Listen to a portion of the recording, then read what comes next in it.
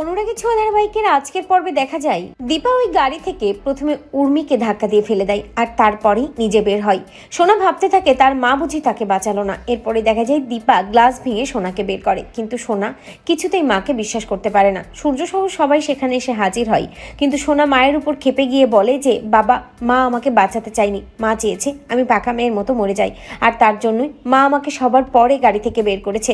শুনি সূর্য চমকে যায়। সোনা এই কথা বলে অজ্ঞান হয়ে যায়। সূর্য সোনাকে নিয়ে হসপিটালে ছুটে যায়, তবে সূর্য দীপাকে সেখানে অ্যালাউ করে না। সূর্য সিকিউরিটি গার্ডদের বলে দেয় যে দীপা যেন ভেতরে না আসে। এরপরে দেখা যায় দীপা সোনার কাছে যাওয়ার চেষ্টা করলে কিছুতেই দীপাকে যেতে দেওয়া হয় না।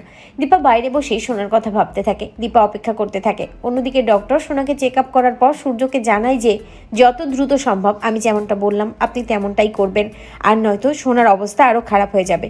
সূর্য ভাবতে থাকে যে সোনার ভালোর জন্য, সোনাকে বাঁচানোর জন্য তার যা সিদ্ধান্ত নেওয়ার সে সেটাই নেবে।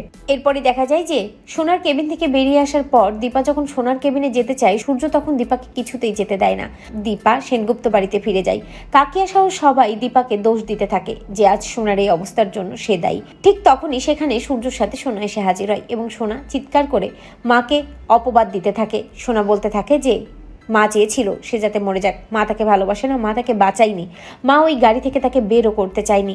একথা বলেই সোনা খুব চিৎকার চেঁচামেচি করতে থাকে। সোনাকে সামলানোর জন্য সূর্য সহ সবাই দীপাকে বলে আউট হাউসে গিয়ে থাকার কথা।